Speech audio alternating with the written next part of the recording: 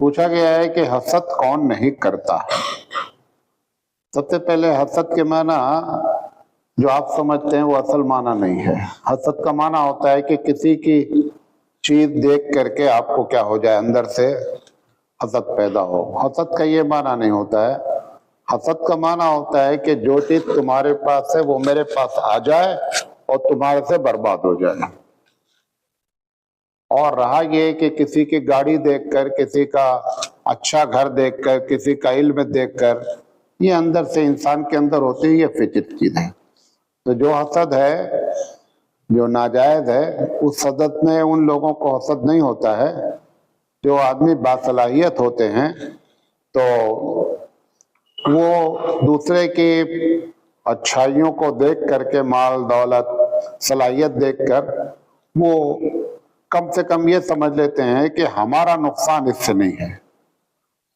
ہمارے نانا مرحوم کے ایک ماموزاد بھائی تھے گاؤں میں، سید نیاز احمد نانا، ہم بھی کہ ہمارے بھی نانا ہوتے تھے مرحوم۔ تو وہ ایک بڑی اچھی بات کہتے تھے۔ وہ یہ کہتے تھے کہ اگر کسی کے پاس اور پیسہ آ جائے گا، اور میرے پاس بھی پیسہ ہے، اگر ان کے پاس پیسہ نہیں آئے گا تو ہمیشہ ہم کو ستائیں گے، ہم سے پیسہ مانگیں گے۔ تو لہذا اگر ان کے پاس بھی پیسہ ہو جائے تو کم سے کم تمہارا فائدہ یہ ہوگا کہ تم تو کم سے کم وہ ستانا بند کر دے گا۔ یہ ایک بلند ظرفی ہے جو آدمی، تو ایسے آدمی کسی سے حسد نہیں کرتے ہیں۔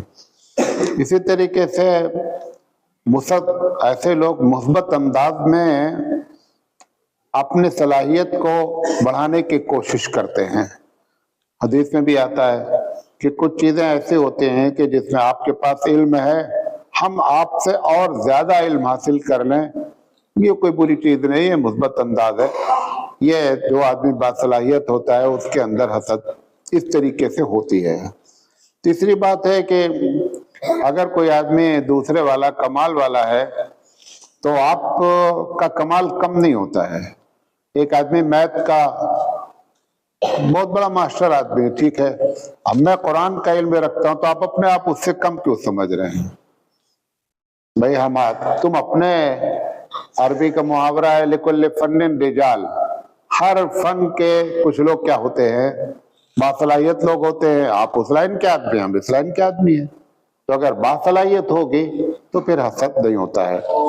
تو اسی طریقے سے دوسرے کو نیچا دکھانے سے کسی کی خوبی بڑھتی نہیں ہے۔